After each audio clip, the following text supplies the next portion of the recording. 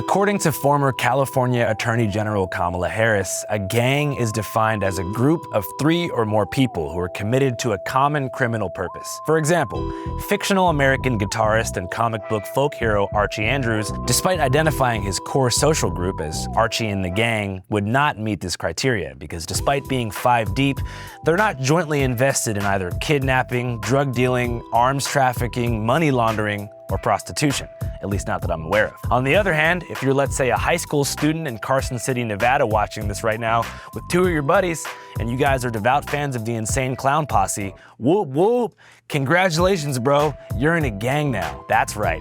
Due to the antics of some people within the ICP fandom, the Department of Justice officially considers the Juggalos to be a gang. Despite numerous active lawsuits filed by both the ACLU, Violent J, and Shaggy 2 Dope, who decry, we're not a gang, we're just a family, which I agree with, man. Shout out to the Juggalos and my boy Flip Flop the Clown. Haven't seen you in a couple years, but I hope you're still out there sucking on toes at the Sausage Castle. Shout out to all guys in no breaks. This is Flip Flop the Clown. Suck some toes. To clarify, this gang designation isn't just a police classification to help rookie cops like figure you out during the booking process. It totally transforms the way that you're treated by the courts if you ever get charged with a crime. As we covered in our previous episode, Crip Mac sentencing, which explored the federal sentencing enhancements that resulted in Crip Mac being initially offered a 15-year minimum before his transfer to the mental health courts, gang membership has the possibility to double, triple, quadruple, and even quintuple your jail time for crimes that could otherwise result in community service, probation, or a very short bid. So for every crime that's a federal crime, there's a guideline which tells you what the base offense level is. And then there's enhancements. And outside of the federal system, almost every state and county has gang enhancements. So if you're watching this right now, being in a gang is a bad idea.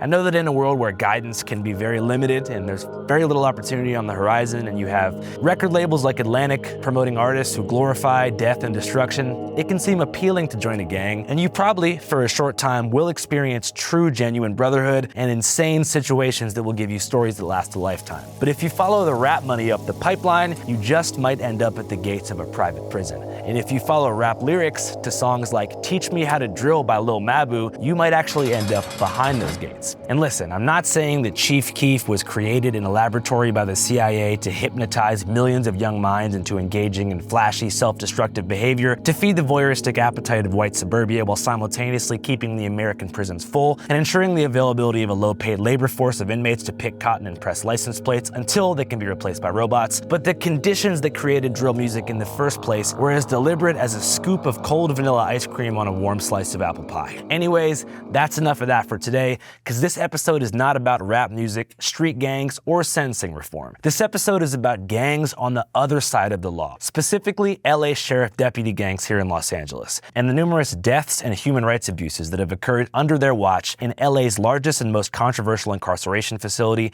Men's Central Jail, aka MCJ. Deputies with threatening names like the Banditos, the Cavemen, the Executioners. The deputies rep their cliques, tattooing their bodies with logos and throwing up gang signs. The gangs facing allegations they use violent excessive force against Angelenos. To me, they're punks. The people that killed my sons, that executed my sons. And intimidate fellow deputies who don't play along. Our guest today is LA-based activist and video game aficionado Janet Asante, who works with an organization called Justice LA, whose primary goal is to shut down MCJ, reform and abolish the police department, end poverty, and ensure justice for the families of those who've been victimized by LA sheriff deputy gangs, such as the Banditos, Rattlesnakes, Jump Out Boys, Grim Reapers, Wayside Whiteys, Compton Executioners, and the 2,000 and 3,000 Boys, who control the 2,000 and 3,000 tier of MCJ. Ladies and gentlemen, my name is Andrew Callaghan, and you're watching 5Cast, our weekly broadcast, not a podcast here at Channel 5. I know I said that we're a broadcast and not a podcast, but as of today, we are officially on Spotify,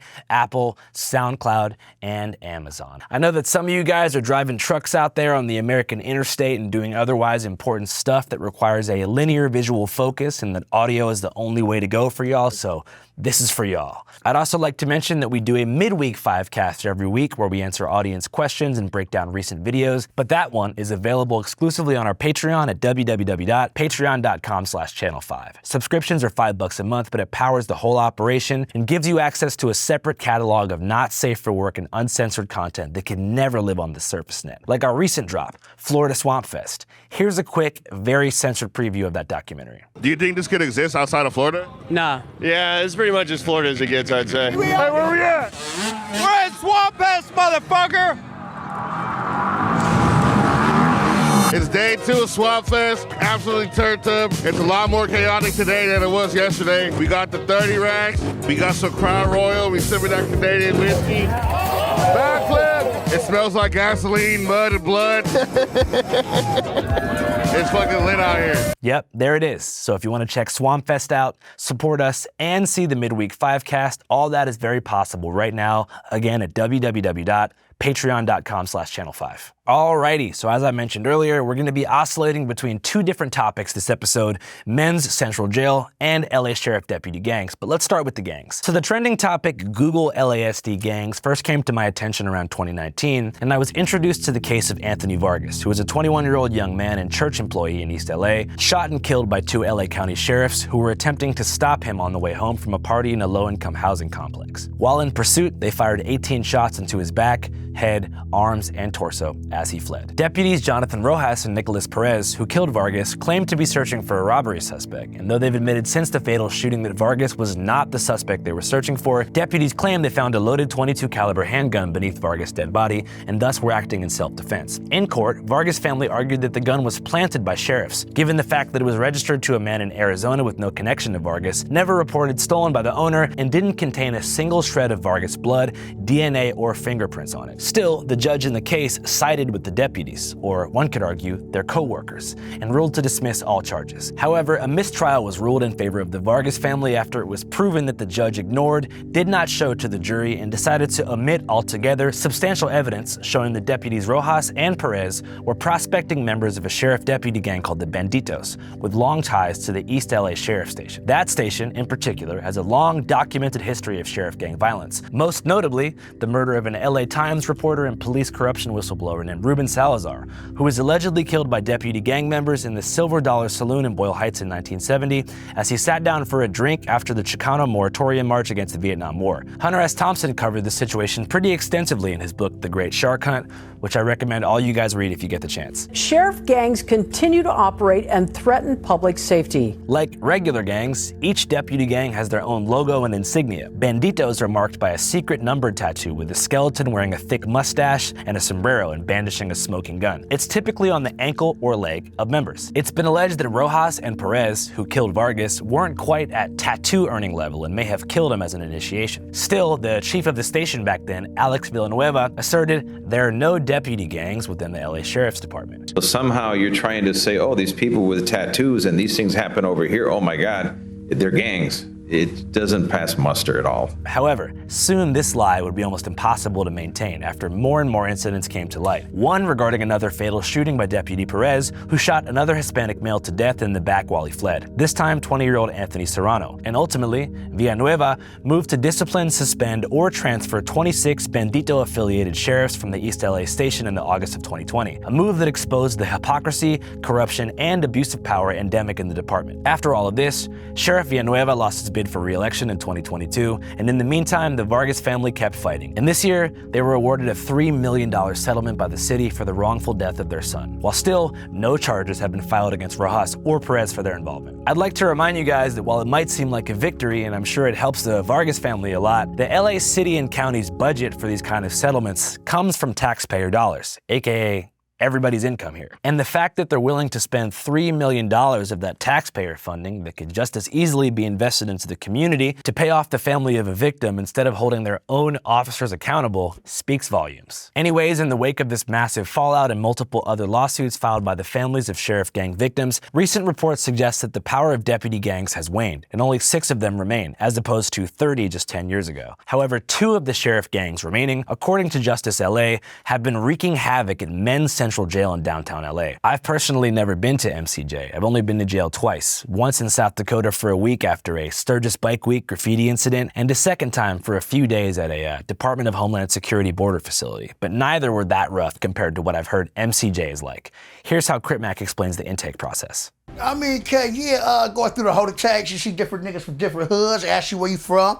All right, cuz, let's go through processes. You're gonna get out on hood, you go through the whole tags. Now you at CJ, you land where you at. All right, you got this, he from here. All right, he already tell you where you from. So you already know, cuz, once it's time, fight on hood, go fight a day room on hood where everybody watch TV and on hood work out. Motherfucker, we gonna squabble, we gonna get it in on neighborhood Crip. I'm not gonna stern down a motherfucking time.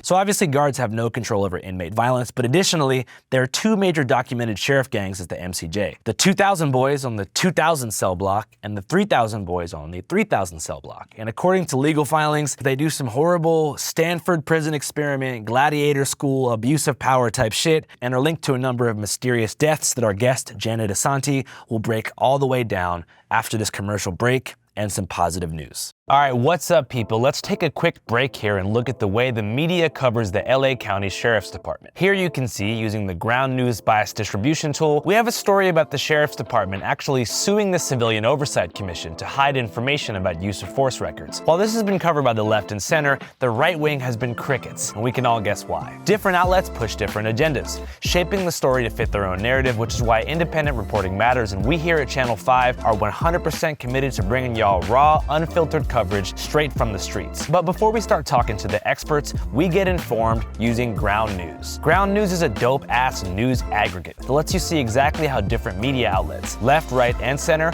are covering the same story. Another thing I love about ground news is how it helps you figure out what's actually newsworthy by showing how many sources are covering a story. For example, this story about Cardinal Robert Prevost being elected the first ever American Pope has 493 news sources, so you know that it's legit news. That kind of transparency lets you figure out what the heck is going on before being fed fake news and repeating it before it's too late. Another feature we love to use, their blind spot tool, which shows you the stories that might not be appearing in your usual media bubble. It's easy to get trapped in an algorithmic echo chamber, and ground news helps you break out of that cycle by surfacing stories you might otherwise miss. And we can't miss a thing here at Channel 5, which is why we trust ground news to help us cut right through the noise. And right now, you can subscribe for 40% off on their unlimited access Vantage plan, which comes out to less than $5 a month. Just scan this QR code right here or click the link below to sign up. Supporting ground news helps support us, which means we can keep making videos like this, giving y'all coverage that isn't watered down or dictated by corporate interests. So check it out, stay informed, and don't let the media tell you what to think.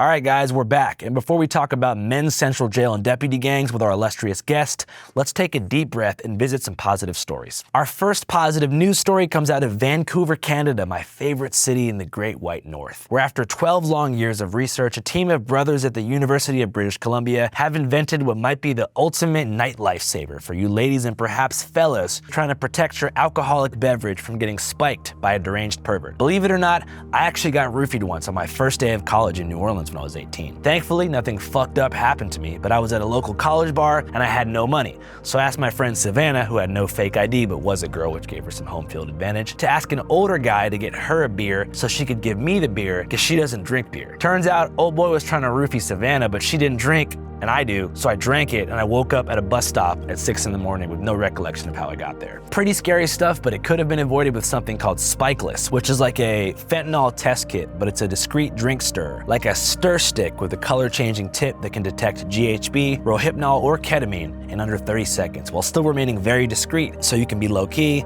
see what's up, let the bartender know, and then get that full 86th and/or arrested. The geniuses behind this product are Dr. Jonathan Foster, a chemical and biological engineering professor, and his brother Andrew, who first cooked up the idea back in 2012, and after possibly roofing themselves hangover style for over a decade as field research, have finally rolled out their prototype for Spikeless, which is in the process of being approved by the Canadian health officials, and hopefully will be like mass manufactured in the future at some point to save lives, spirits, and parties, man. Shout out to the motherfucking Foster brothers. Now heading to the home of DaBaby and Michael Jordan. That's right, North Carolina, where the towns of Chimney Rock and Bat Cave are right rising from the mud and floodwaters left behind by Hurricane Helene. Much like undocumented workers and seasonal workers arrived from Mexico and elsewhere in Latin America to help rebuild New Orleans after Katrina in 2005, something similar is happening in Chimney Rock and Bat Cave. But these hammer-holding patron saints don't habla español. In fact, they don't really talk to anybody outside their community, unless you want to buy some butter. That's right, the Amish have arrived to save the day, and shout out to the goddamn Amish. As a Philadelphia native of Irish and Italian ancestry, we appreciate the Pennsylvania Dutch more than you guys can possibly imagine. But let's keep it real. You guys aren't watching this. You Amish people aren't watching shit except for your children who are living a happy and stress-free life, totally unaware of the late-stage capitalist, terminally online, parasocial reactionary hellscape that's eroding the minds of the masses, leading to crippling loneliness, the relentless commodification of anything cool or unique, and the collapse of regional and cultural identity that's come with the interconnectivity provided by social media. Your kids don't want to live stream. You guys don't need to live stream. You already live by the stream and skip rocks after a long day of child labor. Maybe we should all be Amish and trade in these stupid suits and ties for straw hats, chin-strap beards, and overalls, because they're doing more for North Carolina than I am, and that's for show. It's been reported by WCNC that over 2,000 Amish volunteers have been selflessly sacrificing their time to help rebuild these communities, turning disaster zones into construction sites, and it's working. These fools are laying down drywall and rectifying hundreds of dilapidated structures at breakneck speeds like God himself is watching, and he probably is. Again, shouts out to the Amish. We'd love to have one of you guys on the show. So if one of you guys is like hiding in the barn right now, fearing total exile as you surf through the YouTube app and Rumspringa is coming up soon, shoot me an email at andrew@channel5.news. We'll book you first class from Lancaster to LAX. Just say the word. All right, that is 2 positive stories for you guys. Let's go ahead and get into the main interview of the day about LA Sheriff Deputy gangs and MCJ. Here we go. Thanks so much for making the time. I really appreciate it. Now, for somebody unfamiliar, can you tell us about yourself and what Justice LA does? Yeah, so my name is Janet Asante. I'm Communications Manager at Dignity and Power Now, and I also do a lot of the campaign organizing for the Justice LA Coalition. Justice LA is an abolitionist coalition fighting for not only the closure of Men's Central Jail, but a number of anti-carceral efforts here in the Los Angeles area. And what are some of the main, activities that y'all do to forward that cause? So Justice LA specifically was formed in 2017 in response to a $4 billion plan to expand LA County's jail system, specifically at Mira Loma and other locations. And it's a collective of not only like healthcare service providers, community members, legal organizations like the ACLU of Southern California, nonprofits like I mentioned, I work for Dignity and Power Now. We offer services directly to formerly incarcerated people and their families, people affected by police violence. And there's a lot of people who are at stake when we do jail expansion. And so Justice LA is the formation of those groups coming together to fight those things. And ultimately, what we're trying to do is divest from carceral systems to invest in things like mental health care, housing, and the like. Now, when you say abolition, you're talking about prison abolition. Absolutely. And obviously, people watching at home who aren't familiar with like literature around abolition might be thinking, what the heck? No jails. What are we gonna do with all these crazy people out here who are, setting shit on fire and kidnapping kids? Yeah, that might be what they're thinking. And unfortunately, the best thing I can provide them is data. So if they're not into data, I tell them stories. Like I tell them about like the real people.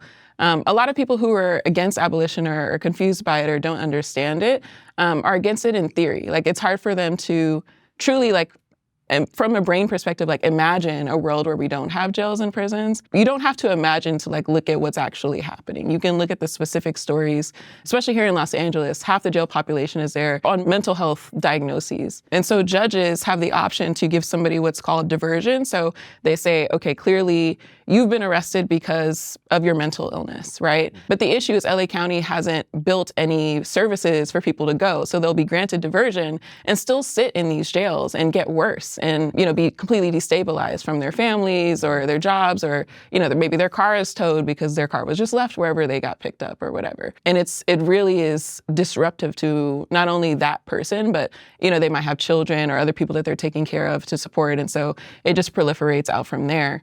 And so many resources are put into the jails themselves that it takes away from any of those other things that would be preventative from being built up. But yeah.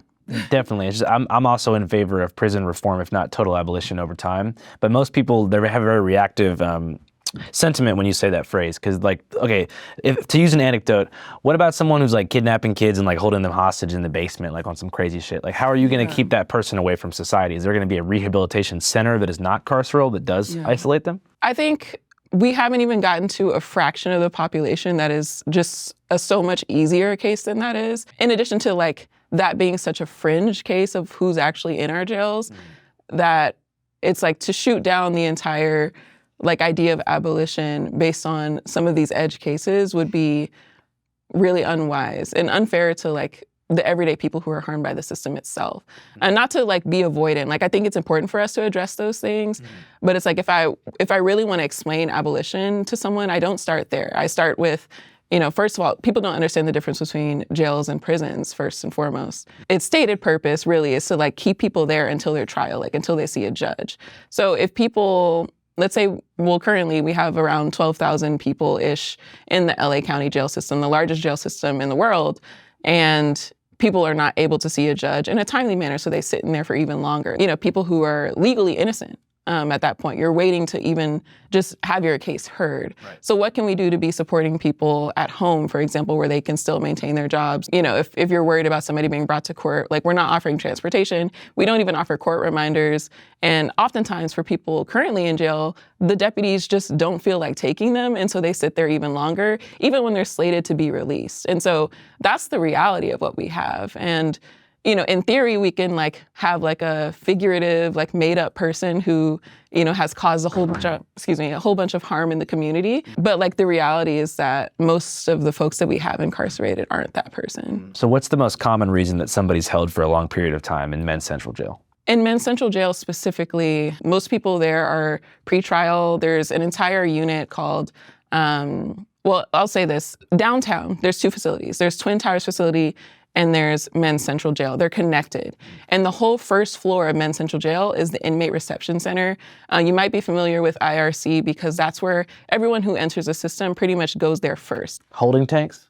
Kind of, yeah, it's essentially. And the other reason why you might know of the IRC is because there's been so many lawsuits against the county because of the conditions there, to where folks are being, you know, chained to benches for, you know, overnight for up to 2 days. This is not a cell even. So this is a whole bunch of people just like in a room, maybe a working bathroom. There's reports of like people literally, you know, shitting in orange juice containers because they don't have a bathroom or like any way to like even be assessed for things like physical care or, you know, mental health care, anything like that. And yeah, it's been like a year's ongoing lawsuit between the ACLU of Southern California, the California Department of Justice, the federal DOJ. It's a really bad situation. Yeah, it seems like everyone that I've talked to who's gone to Men's Central has had a horrible experience.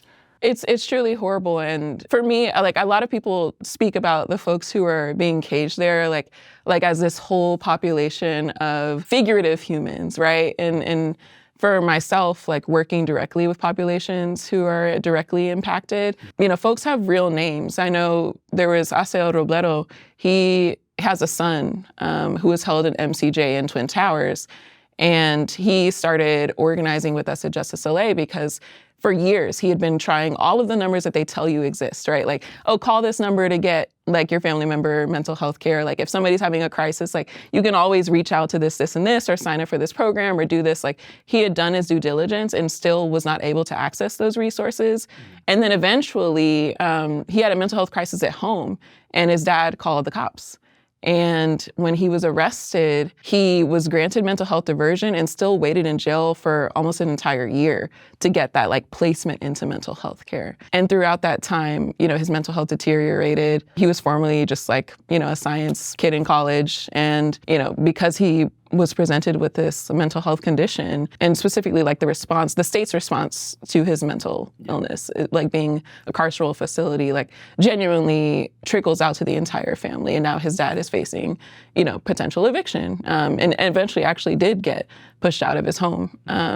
What sort of mental condition was it? Schizophrenia. Mm-hmm. So it led to a psychosis of some kind? Yeah. Yeah. About the dehumanization of people that are in jail, you know, one word in particular that's been very like frequent in the news is the word criminal, like capital C, like describing someone as a criminal. And it kind of weirds me out because, for one, there's a big spectrum of crimes. And it kind of has the notion that once you have done a crime of any kind, whether it's, vandalism, littering, or assault, or you get into a bar fight, like if you get charged, you're a criminal and thus you deserve no human treatment. And that kind of becomes like the way to flatten your identity into a single word, which then enables the public consciousness to justify treating you horribly.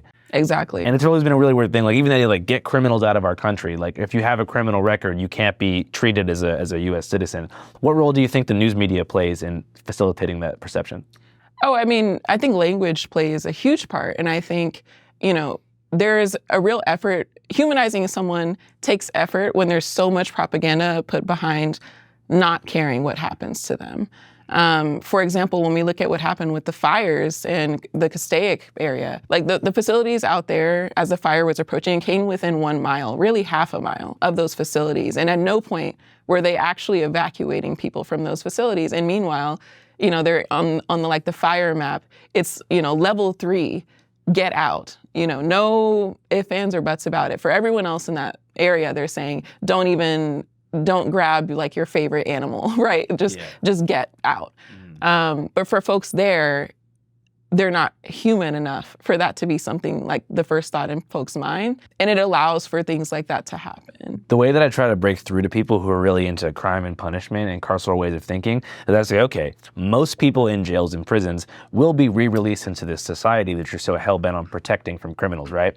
Well, under that logic, wouldn't you want them to have a genuinely rehabilitative process after causing harm? Because if they're going to be re-entered, why would you want to hyper-traumatize them and make them perhaps more violent and exacerbate their mental health symptoms? Absolutely. And on that note, like, most of the people that we have in our jails aren't like quote unquote violent people. For example, I mentioned Asael before. One of the crimes that he was, picked up on was assault of his father, because his father said, oh, he's hitting me, I don't know what to do to control him. So they not only tacked that onto his case, but they also issued a protection order automatically so that when he, if he or when he was released, if he came home, he would then be eligible to be arrested again for violating that protection order that the father didn't even ask for, right? So it's like there's specific things that are criminalized that create quote unquote criminals. And it's always in service of, of course, like the ruling class, the wealthy folks who, lobby to make these laws happen. Speaking of criminalization, let's talk a little bit about gangs. Yeah. So the gangs are defined by the FBI as a group of 5 or more people, I think it is. What's their official definition? A violent group of 5 or more individuals. I think it's something like that.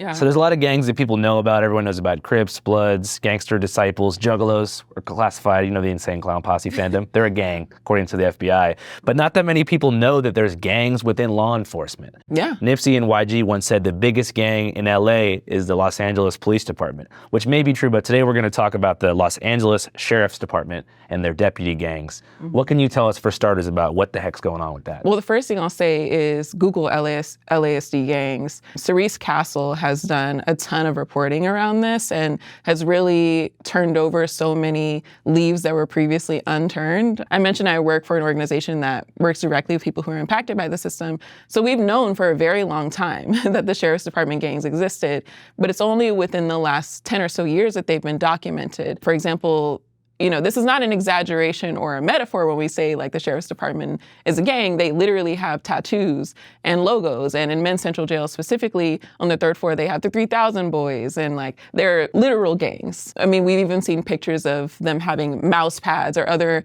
like gear and memorabilia with these images and logos and like things that are specific to individual stations. And yeah, the Sheriff's Department Union does a lot to fight against the exposure of these gangs. They're called ALADs.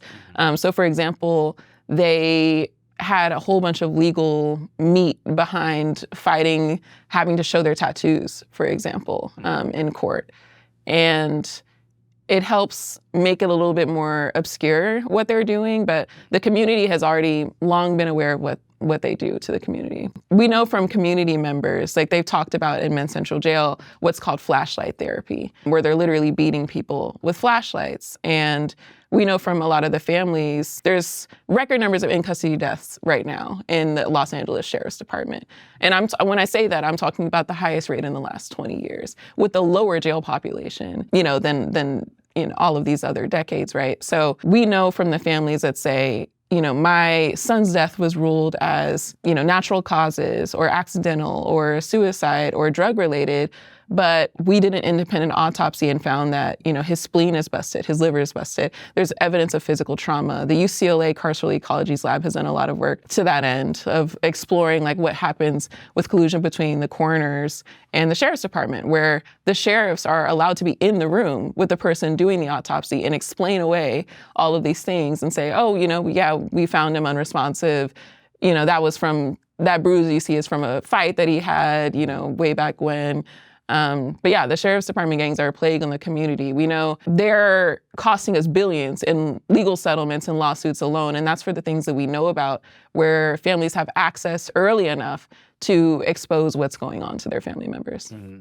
Anecdotally, what is some documented evidence of sheriff gang violence? There's been a number of things that have happened. First and foremost, there's like the legal cases brought out against the county for sheriff's department gangs. And since those legal findings, there have been efforts to avoid like additional penalties against the county, namely, Measure A, for example, which the voters voted for, which allowed for the removal of a sheriff for a cause. A lot of people are aware of Alex Villanueva. He was like the Trump of LA, right? Where he refused to acknowledge deputy gangs, so much so that he was calling them cliques. He was like, these aren't gangs, they're cliques. Like, don't get it twisted. The same thing. They're literally the same thing. Or we deny that they existed at all. Like, oh yeah, we're just like a brotherhood.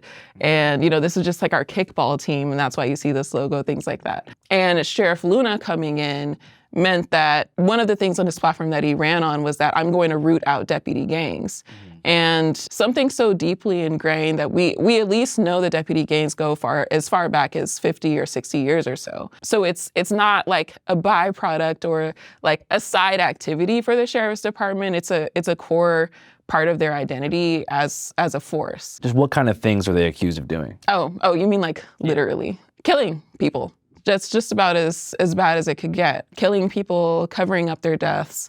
We know at least of one family that we work with at Justice LA where they tried to not count his in custody death. It was only recently that in California, the departments were required to announce like when someone died in their custody. They didn't announce this person. And so they reached out to us, the family reached out to us and said, my son's death was uncounted, but he was in custody. And you have to wonder like how many people they do that to, who like might not have families who they're connected to. There's also a story that we've heard from someone directly impacted on our staff who was incarcerated in MCJ. And he talked about someone who was pushed down a long flight of stairs while handcuffed.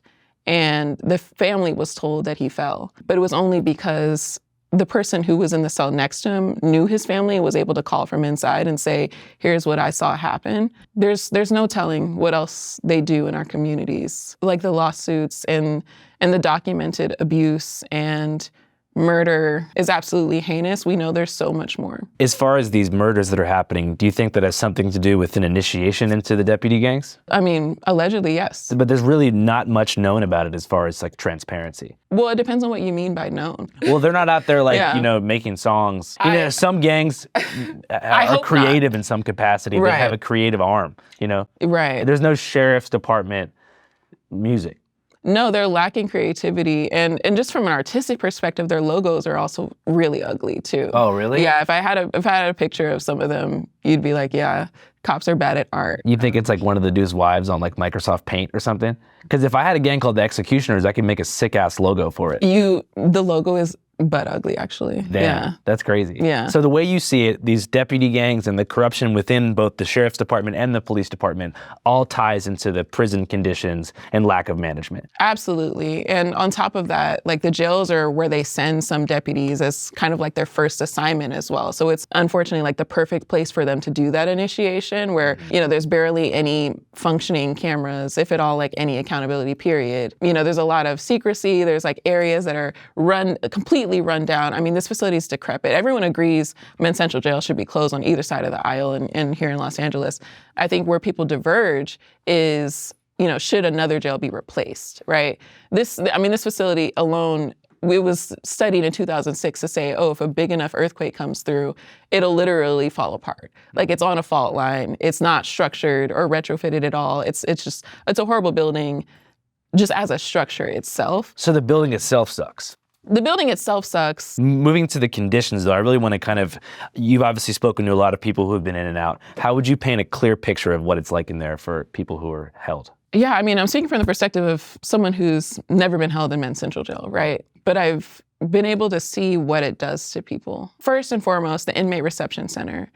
Because of the court cases from the California Department of Justice, legally, you're supposed to be processed within 24 hours. So if you're lucky enough, they're at least following the judge's ruling there. And you arrive on the first floor of Men's Central Jail at the IRC. You're evaluated for, any kind of maladies you might have or physical conditions. And then you're taken somewhere, whether that's MCJ, Twin Towers, like the Castaic jails, for example, which one of those facilities entirely, like the building itself is only for people with mental health issues. And the entire time, you're around deputies who may or may not be a part of a deputy gang. You don't know. If you're on the third floor, you're among the 3,000 boys. If you're on the fourth floor, you're among the 4,000 boys. If you're, potentially put into a cruiser, you don't know where you might be getting taken to. And even when you know that your court date is coming up, what we've seen from deputies as recently as this year,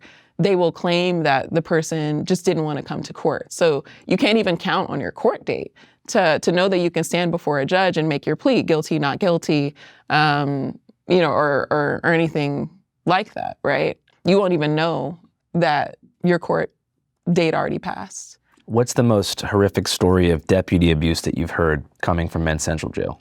I would say the story of John Horton. John Horton was killed by deputy gang members at a time where only community members knew that they existed. So this is before a lot of the exposure of how organized it was. I think people have always known that, the sheriff's department abuses people and, causes harm on the community. John was held in Men's Central Jail, and until a few years ago, his death was ruled as a suicide. And it was only very recently moved to undetermined. I think that that's really telling because the physical evidence of what happened to him is so jarring. His liver, his kidney, his spleen, his entire body was brutalized. While his family did receive a settlement from the county, it won't bring John back. No one is better off in society for what happened to John. The sheriff's department gets billions of dollars out of this county's budget every single year to do what happened to John. So they're receiving billions in funding. Yeah. Everybody across the board knows that the facility is horrible. Right. Why is it not shut down at this point? First and foremost, I know, just kind of backing up to the start of this conversation too, when you're talking about abolition, right? And folks are saying, well, what do we do? Or are we just gonna let everybody out and see what happens? That's not the case with Men's Central Jail. There's been over a dozen reports that outline exactly what we need to do. For example, the Alternatives to Incarceration report, this committee was formed by the county itself.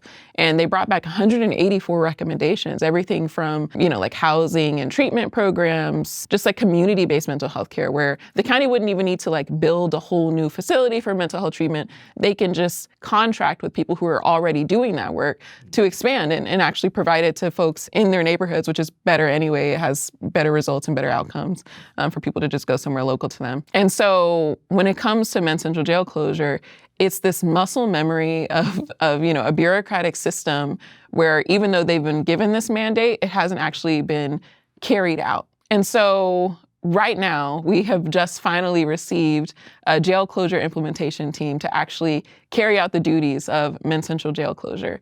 This is coming years after JCIT, jail closure implementation team. This is coming years after they were allegedly created. So it's been an entire process. I could go through it was in this department and then it got moved here and the person who was in charge there didn't believe in jail closure.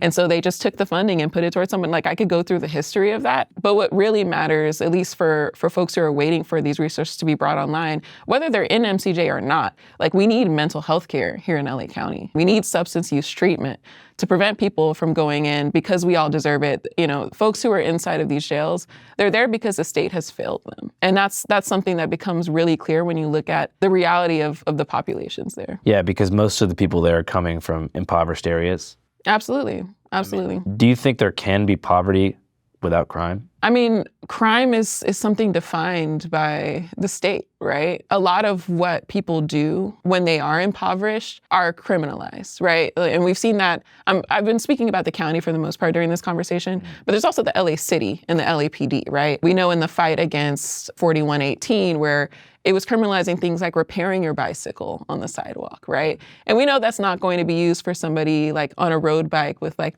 the most aerodynamic outfit in the world. They're using that as a way to criminalize the everyday survival activities of someone who doesn't have a lot of money, right? And so inherently, yes, where there's poverty, there's crime. But we need to look at like what we're doing when we define those things as crime. I guess the crimes that I'd be referring to are just theft.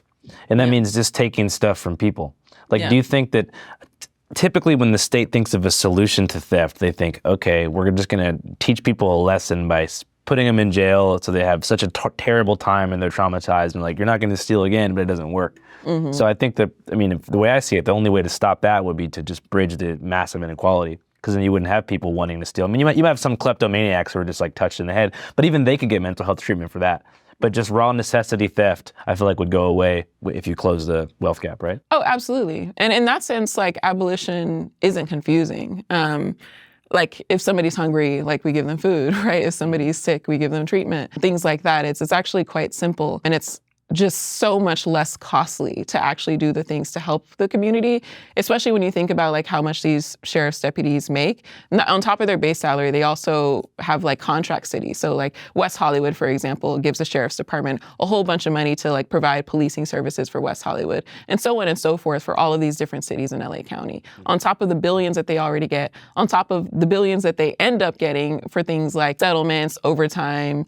You know, I think it was $185 million last year in overtime alone. And so the fraction of that, if like 1%, if 0.01% even of all of that money went towards like helping someone who was in that position that you named, like thefts of necessity, it would just make such a difference, right? $100 can make a difference in someone. And that might be like what a sheriff's deputy is making in like, I don't know, an hour, right? Yeah. So I just feel like radical structural changes in society are the only really way to bridge this gap, because California still, they have like trillions of dollars that they're giving to different NGOs who are supposed to be administering like mental health services and help people with stuff like, you know, reducing recidivism. And a lot of that money doesn't get spent on the community. Yes. It gets, you know, paid out to people who are working for these expensive, high paid nonprofits. Oh, yeah. So it's like you'd also have to come up with a checks and balances system to mitigate that bureaucracy as well.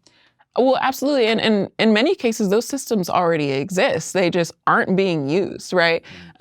We've seen consultants, I'll name, for example, at Justice LA, we're a collective of experts as well, right? There's data organizations that do the research and provide it to the county free at cost, right? And they'll still charge, you know, a consultant will still charge the county, I don't know, $10,000 for a PowerPoint presentation, right? Yeah. And meanwhile, we'll get questions about like, oh, actually like providing, you know, this much housing or mental health care or treatment will cost so much money, we don't have it. And that's on top of the fact that voters voted for a 10% of LA County's budget to go towards alternatives to incarceration. This is what the people want. And we're seeing year after year, those unspent funds sit there. And because voters specifically locked it in as protected funds, so they actually do roll over from year to year, it's unlike other county budget funds where like it might on paper roll over, but it really doesn't. It's just the same money just being carried down. It doesn't actually accrue the 10% each year. But in this case, it does. And this is the first year because of the years of unspent funds. This happened in 2020 when voters voted for Measure J. Now we're 5 years out and we're facing the largest settlement in county history because probation officers were abusing children in the facilities. It's a $4 billion settlement that they're approving this year to go towards the victims that have been the victims of the probation department. That's being paid by taxpayers. Yes, being paid by taxpayers. So it's like we either actually help kids get their resources met. I mean, these are literal children, right? If you or I were to have a kid in a cage underneath this table, you know, that would be a problem. Like we don't have if you're watching. We don't. You can't see under the table. Right. Like that would clearly be a problem. But instead, like the state is doing it. charging us to do it, abusing children in the process, and now we're paying $4 billion in the largest settlement from our tax money. Yeah. It's like this whole conversation about like nonprofits and NGOs embezzling money is kind of Trump coded right now because the Doge is supposed to like, it's basically like California is wasting all this money. But what they don't understand is that California is wasting the money, but it's not like the progressive establishment. It's like the liberal weird bureaucracy that's trying to like hold on to the wealth and not redistribute it. A good example, I know it's a different topic, but in San Francisco, they allocated all this money to deal with the fentanyl crisis and to clean up this neighborhood, the Tenderloin, which is like the kind of open air drug area. So like literally if you go there, there's like at least a year and a half ago, there's like people shooting up on the streets, people smoking dope, like looks like a nightmare situation. So the city, the actual like organizations who work on the ground were like, we need a safe injection site. We need to take all these people, we need to put them in a 2-block radius. We're gonna have every harm reduction worker in the city there. We're gonna have every possible resource they need so we can give them the help so they can get off the streets. Or if they don't want to, at least give them the right materials to not shoot up and die immediately. And it's exactly why this group of local activists is here, setting up this pop-up safe consumption site. It's a place for people to use their drugs with someone nearby in case of an overdose. We're not putting anyone at risk, including ourselves. And Governor Newsom was like, no. And he said no because he was getting bullied by conservatives who were like, you're letting people turn this into Amsterdam from the wire, like you're letting people smoke fentanyl in the streets. So like even these so-called like progressive California lawmakers who are getting audited by the federal government for mishandling funds are themselves scared to actually provide help to the people. So I feel like you as someone who works on the ground, have you seen a similar mishandling of funds when it comes to the fight to shut down MCJ? Absolutely, absolutely. There's a mishandling of funds on the regular. We recently held an action at the Board of Supervisors. A lot of people don't know, LA County is run by 6 people, and that's 5 Board of Supervisors or 5 supervisors of the 5 districts of LA County, plus the CEO. A lot of people don't know LA County has a CEO. Who is it? Facia Davenport right now. Facia Davenport? Facia Davenport, yeah. Okay, is she from here? I actually don't know. That would be crazy if she bought it. I mean, I wouldn't be surprised, to be honest. But to your point, there's a chief executive officer of the city of LA. Of the county. Which is larger than the city. Yeah, that encompasses that's Baldwin Park. Right, it's 10 million people, right? There's a CEO. It's not even an elected position, and this person controls where the funds go. Like, what? Wait. We gotta back up a second. So LA has a CEO that controls the flow of cash after the city budget is calculated? Yes, and even after the supervisors make like their motions and demands. Like if for example, if I'm a supervisor, I've been elected to cover, 2 million of the 10 million people in my district, right? And I say, okay, I want to make a motion to increase, the Office of Diversion and Reentry that does, supportive housing and treatment, has like a 90% success rate at keeping people out of jail. 90? Yeah, it's 87 exactly, but I'm rounding up. And it's an extremely good program. Holly Mitchell, for example, put forth a motion a couple years ago to expand it. And the rest of the supervisors voted against it. And it ended up passing a supplemental, which there's a lot of technical information. But let's just say I as a supervisor decide more funding should go towards mental health care treatment. The CEO can then say, actually, I've checked the numbers, like it's not looking good. We can't do it, maybe next year. And that's an extremely large amount of power, not just for one person to have over 10 million, but for that to be an unelected position, for that to be someone who like ultimately makes the determination for where the resources go and then can just tell the supervisors that something is not possible when they mandated it. It's undemocratic, quite frankly, because you have like it's so hard for people to even make their voices heard, especially when you have to show up to like a county meeting on Tuesday at 9 a.m. So when we have, as a coalition, hundreds of people show up just to do that, just to get something passed, just for it to get put into a department that then like isn't given the funding because of some like weird restriction that the CEO is saying, or, it's a complete conflict of interest. So administering those tax funds to the people is a nightmare. Yeah. Unless those people are cops. Exactly. And we've seen that this year, right? Like Sheriff Luna showed up and was just like, I need $2 million to eradicate deputy gangs. And one of the supervisors said, well, like, do you have a plan that we can look at? And he was like, no. And they were like, cool, approved. And that's quite literally what happened. And meanwhile, it's like, if I were to show up and say, hey, can we get $2 million, pretty please, to go towards these organizations that are, fighting for funding, who do like amazing work and, don't have the ability to be here because they're doing this work every single day. And they'll be like, we need at least 10 more reports from you, actually. So the funding is there, you just can't get it.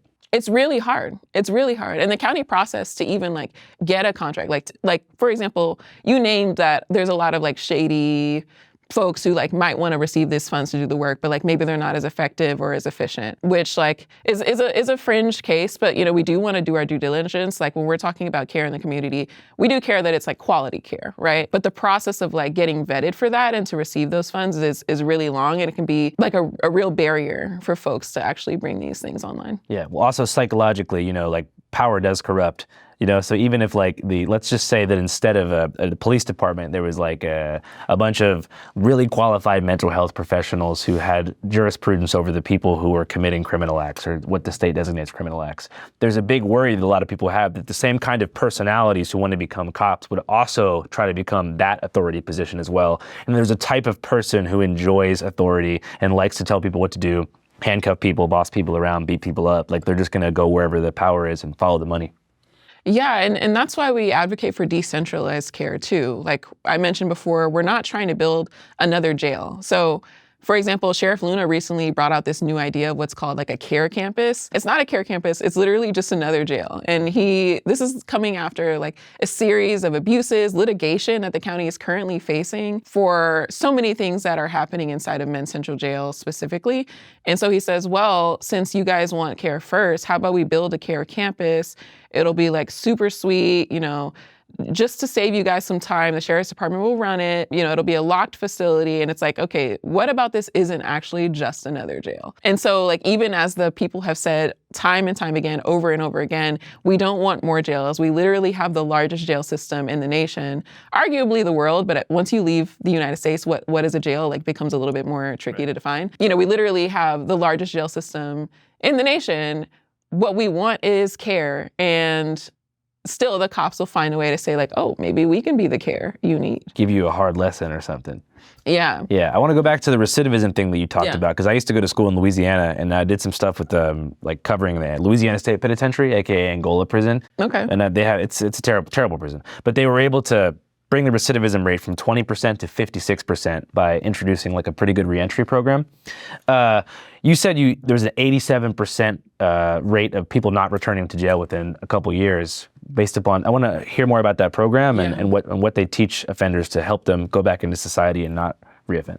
It's less about teaching and more about resourcing, to be honest. Obviously, there is a teaching component to that, just like showing folks like what life can be like when you are resourced. But specifically, I'm talking about ODR, which is the Office of Diversion and Reentry. It's extremely underfunded, and it's one of the most successful programs and models that we've seen. There's other versions of this in other places across the nation, but I'll stick to LA for the sake of what I'm speaking about specifically. Totally. But the Office of Diversion and Reentry, it starts with housing, first and foremost. A lot of folks, you might get these one-off programs that are like, okay, job placement, but what good is job placement like if you don't have somewhere to like shower before the interview or like, a safe place to lay your head every day? And so it starts with housing, and then they also do an evaluation for treatment, and they specifically like work with those community-based healthcare providers that I mentioned before that are familiar with different populations who like know what it's like every single day to work with folks who might be directly impacted by these systems or impoverished or, might need substance use treatment, things like that.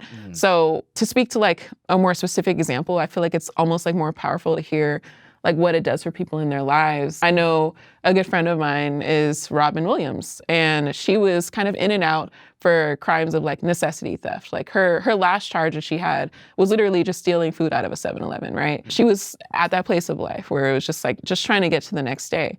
And because she received those services from the Office of Diversion and Reentry, now she's able to be a mother and a grandmother in ways that she never thought that she would be able to. And it's like, because she received that support, she's a caseworker herself now. She just helped us bail out 3 more people from the women's facility a couple weeks ago. We're doing like Black Mamas bailouts prior to Mother's Day.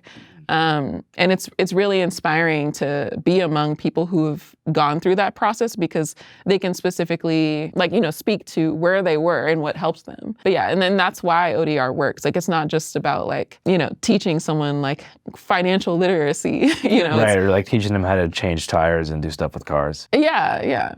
As it currently sits, is the prison population in LA going up or down? Well, specifically, I'll I'll specify the jail population. Jail population. The jail population fluctuates from day to day. Generally, it depends on what frame of time you're looking at, but it's going down. And that's for a number of reasons. Proposition 47 helped reduce the jail population, and Proposition 36, which was recently passed, we don't know what it's going to do yet. So this was just passed in November. We're seeing just anecdotally from folks like our Public Defenders Union talk about those cases coming in. But a lot of folks there are still being granted, things like mental health diversion. When it comes to jail populations, it's about inflow and outflow. So there's some things that are increasing the inflow and decreasing the outflow, like when people aren't brought to court on their court dates. Yeah. So, and for the viewer watching, Prop 47 that was passed back in the day, we covered it pretty extensively in our coverage of San Francisco. That did two things at the same time. It brought the prison population down, but it created the most insane era of boosting known to man. You had like these boosting crews like taking the BART into San Francisco, hitting every designer store like all the time. That started to wane after a while, but the hard thing about making these adjustments is like there is people out there who are just like heavy into boosting, who are just going to be opportunists. But that started to subside over time. But the immediate, like when you do something like that, it's hard because you have to live with the positives and the negatives of making that choice. I think overall the positive of keeping people out of jail for petty shoplifting is a good thing. However, the immediate optics negative for city government of wide-scale shoplifting, especially for international European brands, is pretty rough to deal with. So can you talk about why that later proposition was passed and how the media played into leading up to that? Absolutely. And I'm glad that you mentioned like those specific things. Like there is an imagery, like when people talk about, for example, like smash and grabs, like there's an image that folks have in their mind. And you have to ask yourself, like, where did that image come from? Did it come from like my local neighborhood? Did it come from, a store that I frequent or anything like that? Like this is being shown to you because someone sent it in and then it was spread to all of these network stations and replayed at like, 5 a.m., 10 a.m., 3 p.m., 6 p.m. And what wasn't shown to you was like, the millions and billions in wage theft of like all of the workers that might work at those stores, or, the folks who aren't able to take care of their kids because, they stole a sandwich out of a 7-Eleven and now that kid has to go into foster care. Like those are the stories that are like A, much more common, and B, like intentionally hidden from you when you talk about the impacts of things like Proposition 47. And so yes, obviously it's not good to steal. It's not good to take things that don't belong to you. I think these brands deserve to be stolen from. Speaking from my personal views, I agree. Not from the perspective of my organization, but yeah. Well, because it's like they're out here just hustling these like cheap-made things, and they're paying rappers to wear them, and they're marketing to people with not a lot of money. And that's why you see people. You can go to like some of the worst areas of like places like New Orleans, and everyone's wearing designer. And that's what they spend the money they have on, because these are status symbols that they basically, it's for like the extremely rich and tacky, and for the poor who are trying to develop self-esteem because they've been so cast down upon by society.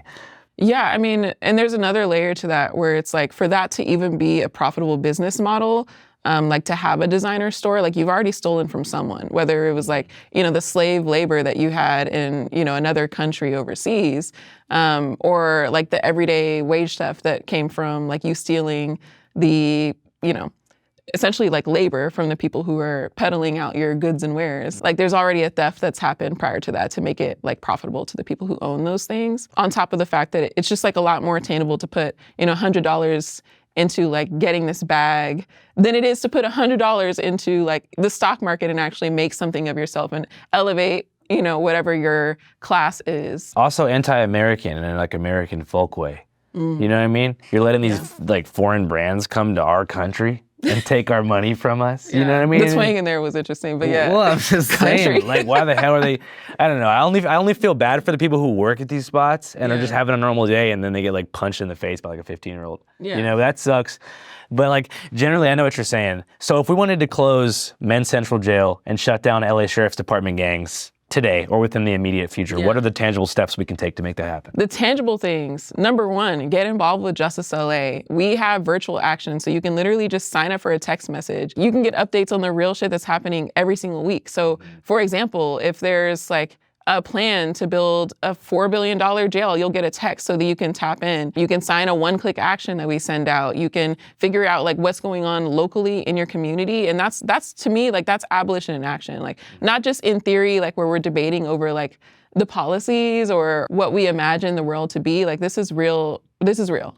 Yeah, I'm glad you put that out there, because that really, like, getting involved on a local level is a real way to make a difference. Because too often people get caught up in these like rhetorical debates where it's like, even people who are on the left, they're like, I just defeated a conservative in the most epic debate way ever. Like, here's the content. Like, this is really going to do great in terms of raising awareness because I'm like owning all these conservatives. But the net impact is basically zero. You just get a bunch of people ideologically on board, but nobody wants to actually, you know, help somebody who's incarcerated. Right. If we got 100 people to show up to every single Board of Supervisors meeting, it would make a real difference for people like Asael, for people like Robin Williams, who was served by the Office of Diversion and Reentry. You know, it would make a difference for folks like John Horton, you know, who was brutally murdered by sheriff's department gangs. Like, as long as we are showing up with people power, it makes a real difference for the people that, like, I personally know in my life are like harmed by the current policies and helped by the structures that aren't funded enough. Speaking of like structure and state, on a deeper level, why do you think the state wants to incarcerate so many people? So many reasons. I mean, we could talk about just like historically the connection to slavery, especially, you know, I know I mentioned the fires before, but when you look at what's happening with the incarcerated firefighters, I mean, it's just like, when people are debating, oh, well, maybe our incarcerated firefighters should make like a little bit more, like, yes, but it's like, if you're willing to let somebody work, you know, 1 day so they get 2 days off of their sentence, that means that they're not being incarcerated because they're a danger to society. Otherwise, you wouldn't allow for that to happen. Like, if they can be released 2 days sooner, why not just release them 2 days sooner, right? Why is it that you must do this like bartering system with them? Like, clearly they're safe enough for you to like allow them out when it serves you, when it makes you money, when it protects capital. The only reason they also needed those incarcerated firefighters, we did a segment about the Federal Wildland Firefighting Force last episode.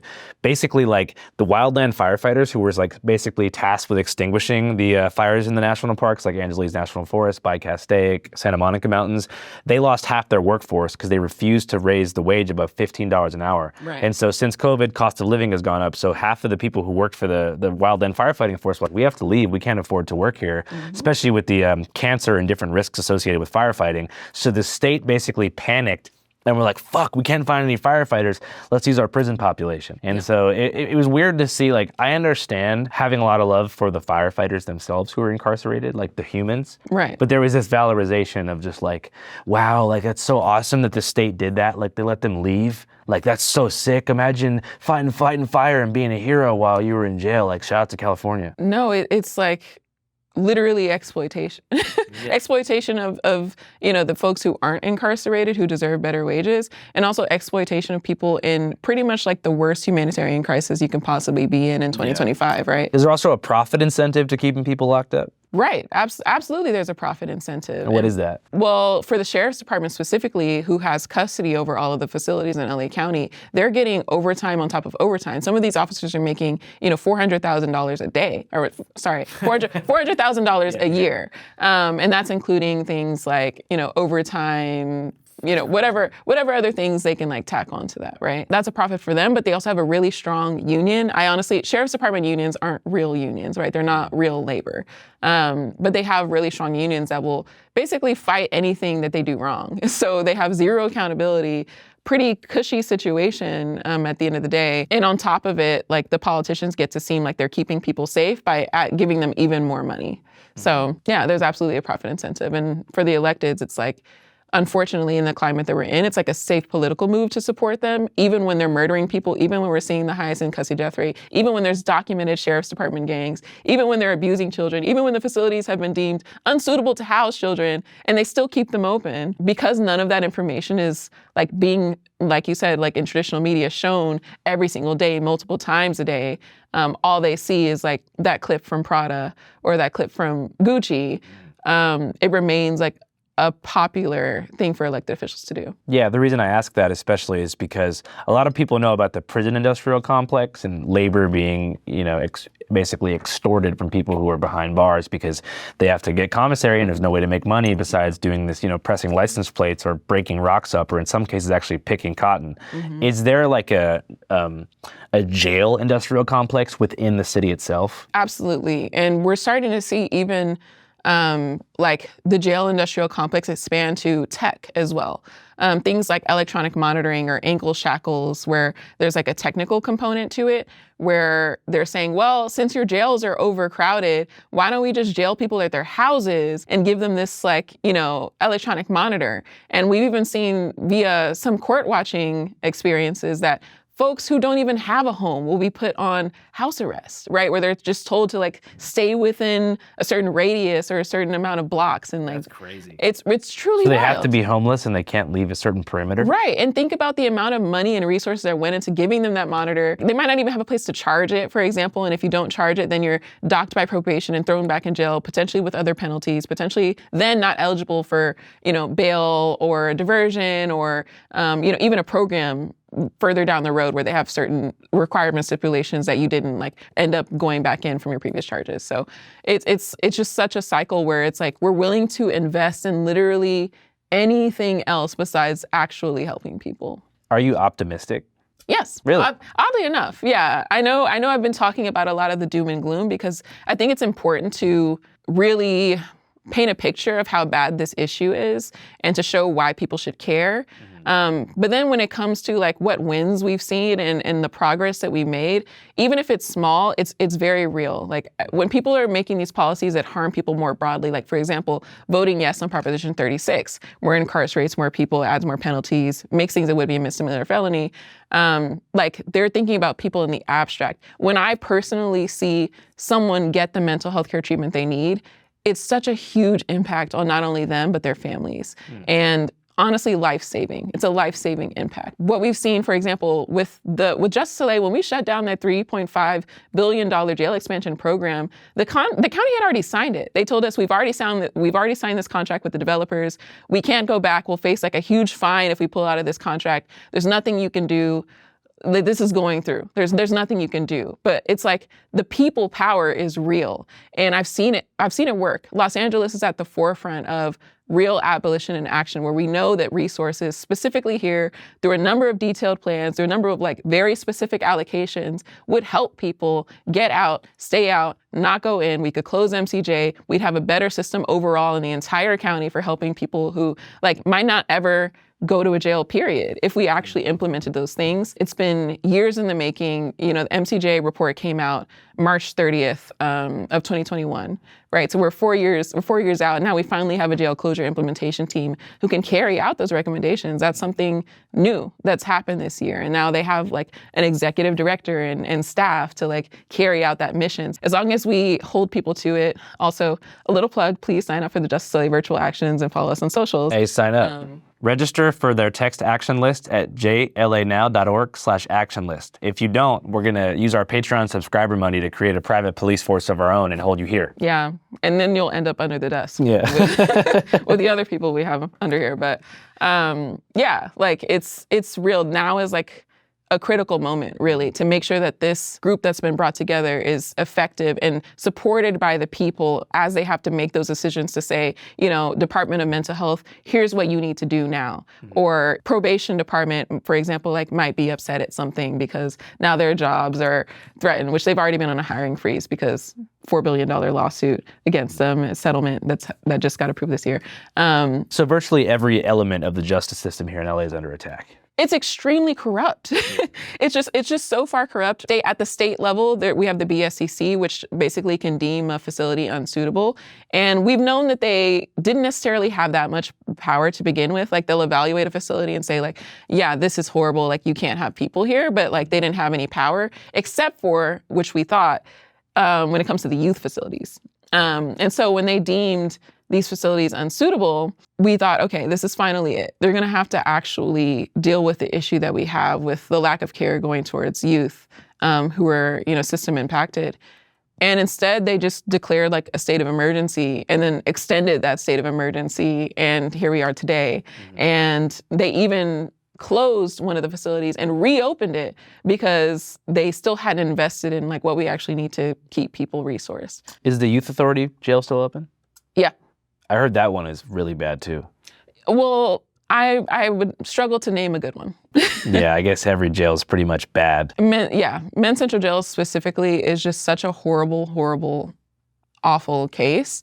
But many of them are already just bad because we've already deemed folks who are in our carceral systems as like less than human and like undeserving of basic things like, you know, cancer treatment. Like if you go in and you have like stage 2 cancer, they're not giving you the treatment you need. And so even when you look at like, I mentioned like brutal cases of people dying in custody, but a lot of what we see are these like quote unquote natural causes, right?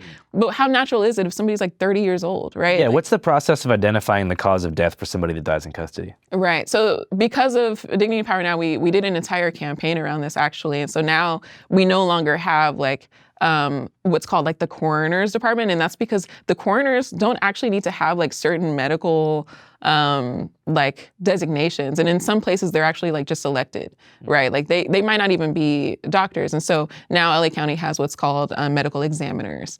But essentially when someone dies in custody, which can mean a lot of things, they're supposed to be brought to like receive an autopsy where, you know, the medical professional is like evaluating everything about the body and like documenting these things. They might just say like, oh, this person's heart stopped.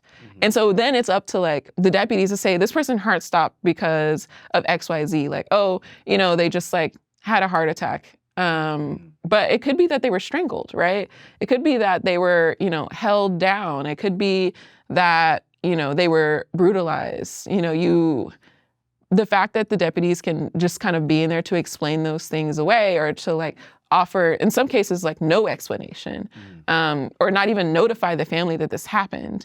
So the deputies who oftentimes are responsible for the deaths are in charge of determining the cause of death, and there's no one in between them and now the LA County medical examiners to intervene. Right.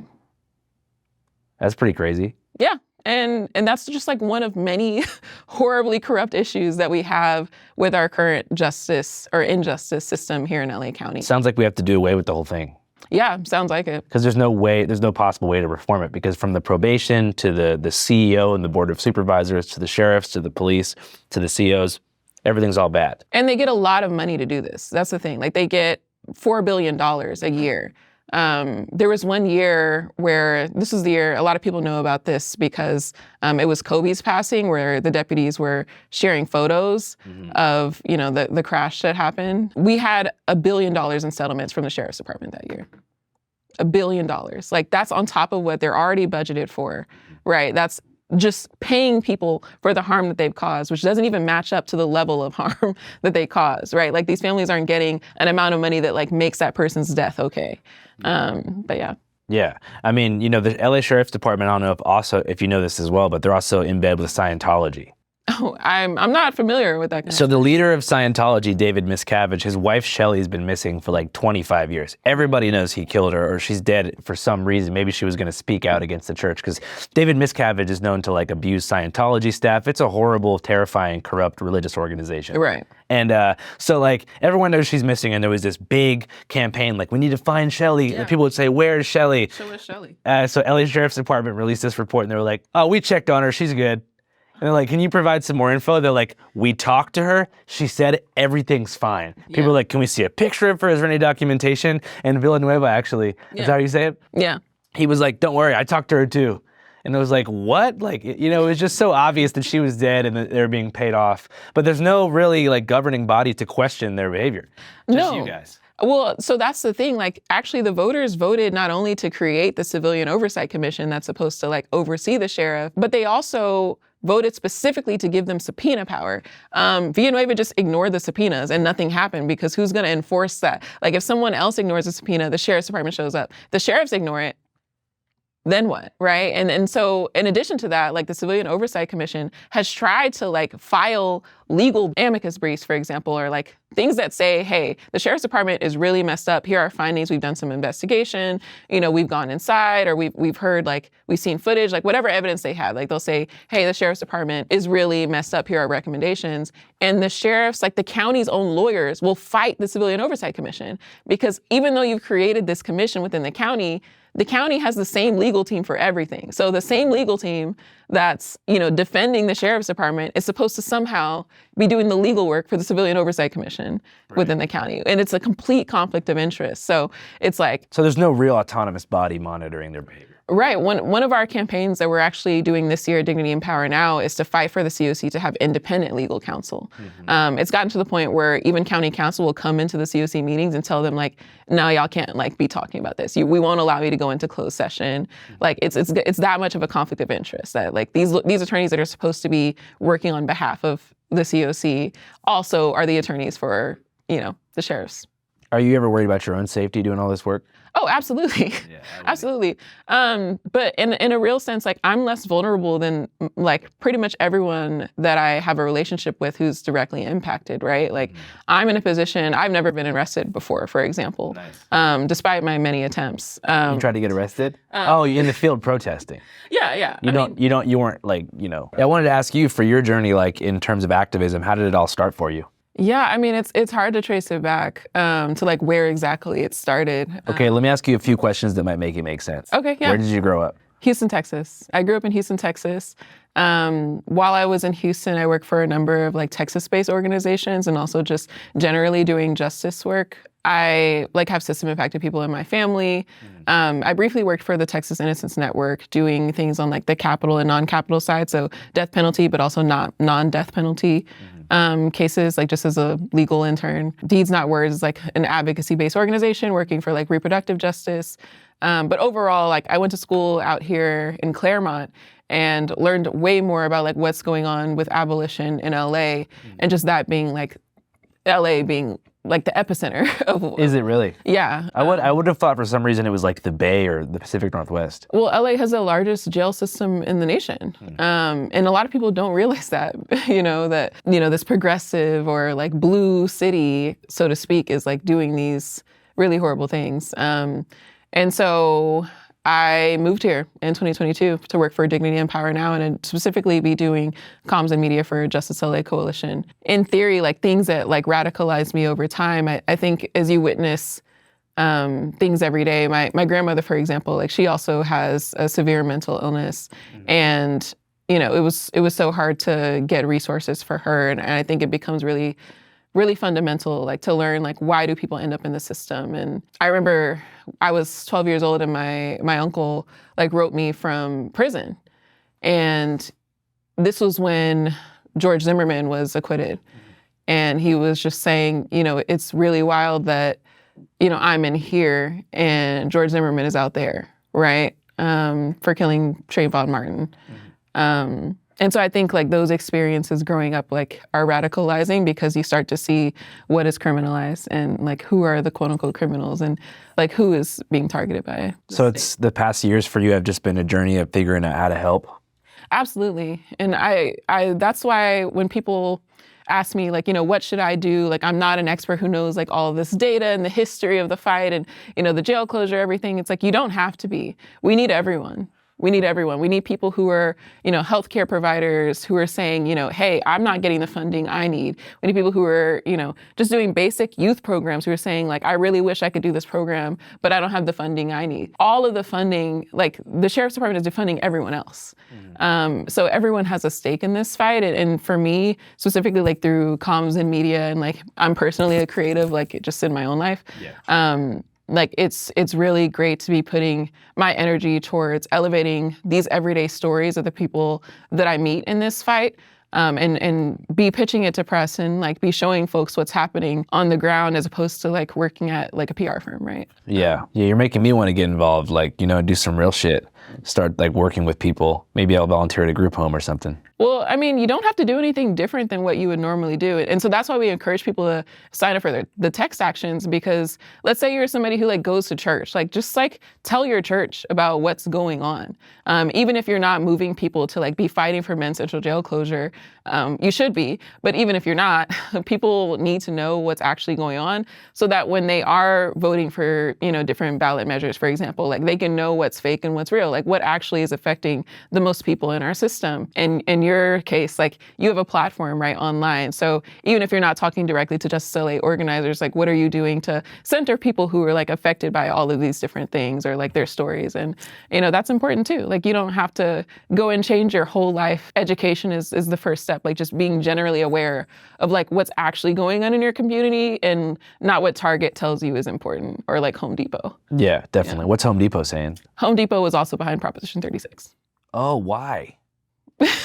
I mean, like a Marxist reason why? Or Yeah, Marxist reason. Yeah, Marxist reason. Yeah, Marxist reason, it's like it earns them more money in the sense that they can tell like people who own stock in Home Depot, like, oh yeah, like what hurt us is like these shoplifting people, like we'll just like get behind this bill and like don't worry about like your stock prices, right? And we've seen that specifically with Target. They lied about like the level of shoplifting that was actually happening, and like when they show like, oh, sales declining, they can attach it to the fact that, oh, it's because we had to put everything behind glass because, you know, the shoplifters and everything. When the truth of it is that they're losing more money just from like not accurately staffing their stores. Like people are frustrated the fact that they have to wait 20 minutes to get like a stick of deodorant. Yeah, and I've stolen from Target because they have the self-checkout and I forget to scan stuff and I walk out, you know, with $100 worth of free shit. Does that make me a criminal? To be fair, you weren't trained in how to use like, you know, a scanning systems. Yeah, Target sucks. Yeah. I mean, I don't want to. Home Depot though, I feel like they're kind of cool because they let like a lot of the migrants like get work there. You know? I mean, it's a great place to get spray paint. Yeah. If you're into that. They locked that up in Seattle when I was 13. That was a big blow for us. Mm-hmm. Back to the death penalty. Yeah. Yay or nay? Nay. Definitely nay. Yeah. The state gets so many things wrong. Like there's abundant evidence that they kill people that they wouldn't want to be killed sometimes. I feel you, but then I saw this video where it was the Parkland families. You know, their children got killed by Nicholas Cruz in the school shooting. Yeah. They reacted to him getting life and not death. And they were all crying because they wanted him to die. And then I thought like, damn, if the families of like 17 or more murder victims like want a shooter to die and their kids are dead, like that's not even an eye for an eye. Do you see what I'm saying? When it comes to Nicholas Cruz, like, is the issue why he killed people or was the issue that he killed people? Both. I mean, he could still have a reason for like wanting to kill people, but that wouldn't be, they wouldn't say like, oh, let's kill this person who like is thinking about like how much he hates us, right? Like they're asking for the death penalty for somebody who killed someone, right? Mm-hmm. And the fundamental crime or like harm that he caused was murder, right? And so if murder is the wrong, why does it then become right because you have a different reason for wanting to do it? You know, it's like... Well, I guess the people have attached their grief to that outcome. Yeah, I mean, it's not that they... I mean, who's to say what victims of this like horrible tragedy want? But it's like, ultimately what they want is for their loved ones to still be alive. You know, if I asked for, you know, these sheriff's department gang members, for example, to be like, you know, hung from the center of LA, you know, it's like that wouldn't bring John Horton back. And that's ultimately like not what I'm asking for. Like what I'm asking for is for there to be care in the community, right? Like mental health care resources, housing and treatment. Like obviously people should be held accountable, but like me going over there and like beating them with a flashlight until they die isn't going to stop what's actually happening every single day here in LA. And in the case of, you know, school shooters or, you know, mass shooters generally and things like that, like killing Nicholas Cruz won't solve that either. Yeah, I guess I've just been trying to like cope with my visceral emotional reaction to that because I've always thought like, man, hell no, death penalty is horrible. But then I'm like, I've never experienced something like my children being killed in a school shooting, and this is what all these parents want. Like, who am I to tell them that they're wrong for wanting that? Before we even get to like the consequences when somebody has been like determined to have committed something really heinous like that, when it comes to just like the history of the death penalty and just like lynching people, modern day lynching and also like pre or post Jim Crow era,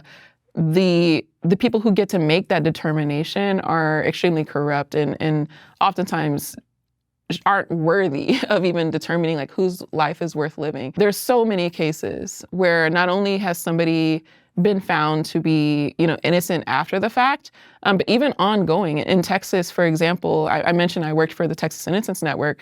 There was like one legal avenue that we have to appeal to the state and then to the Supreme Court for somebody if new evidence in their trial is found, right? We say, okay, hey, like we have DNA evidence now to prove that this person is innocent. And Texas actually decided like, we don't want to review those anymore, even if there's new evidence.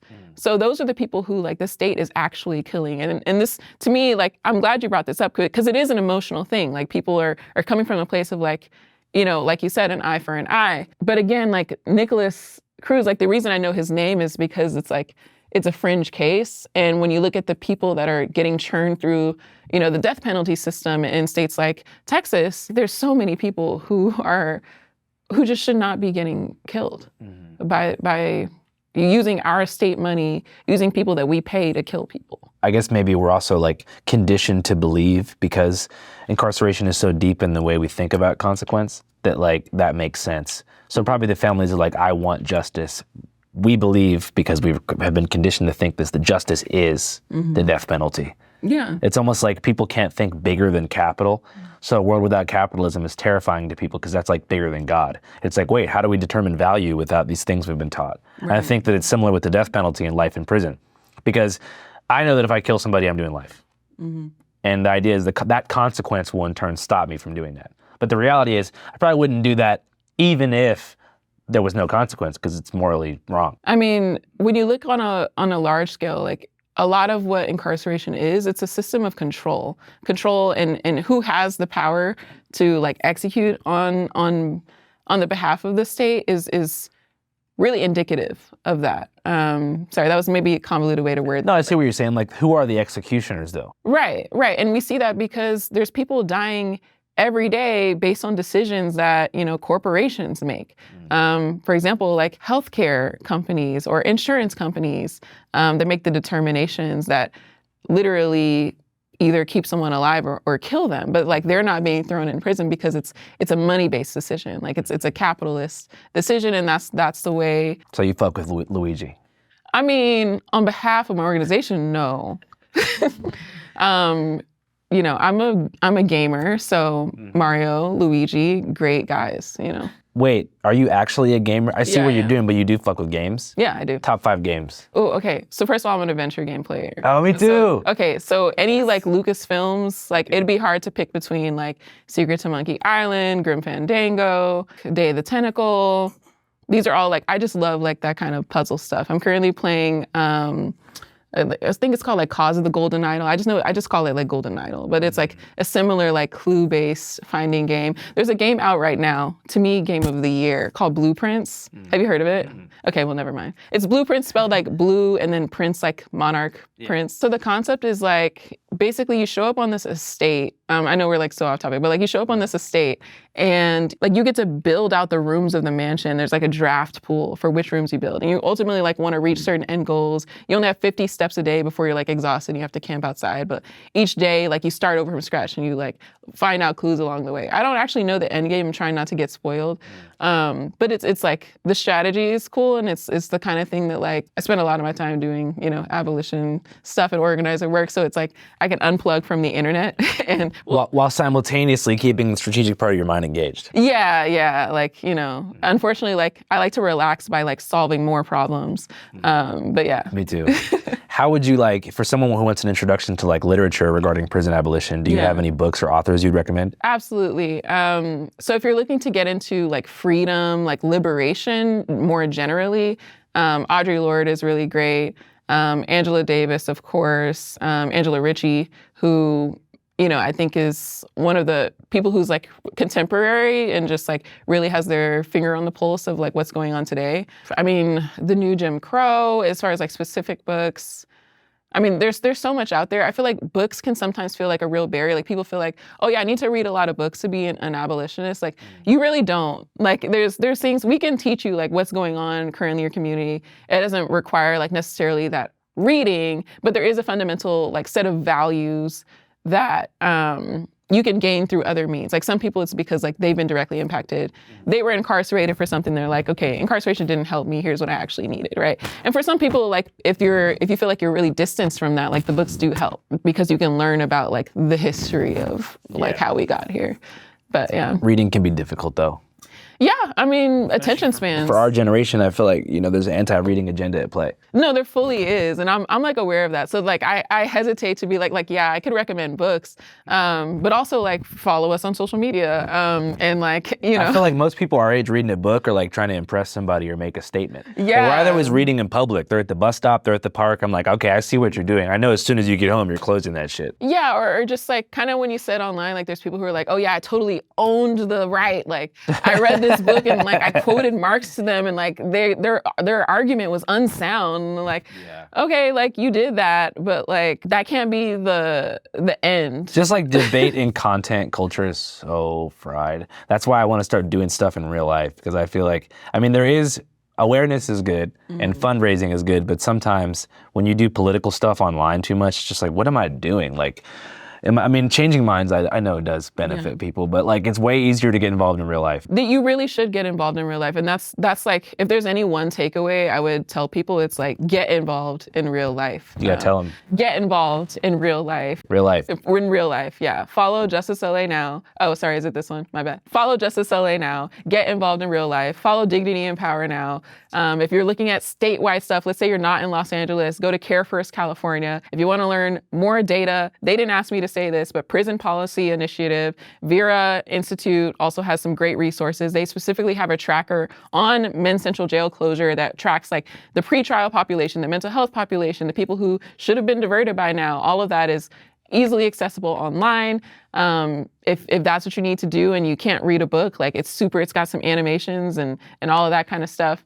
We're seeing the record numbers of in-custody death this year. We're at 18 deaths in 2025, and there's been 18 weeks in 2025. So this is a life or death issue, and it's happening right here in the United States, not somewhere else in some other country where you can judge their elected officials. It's happening in your backyard.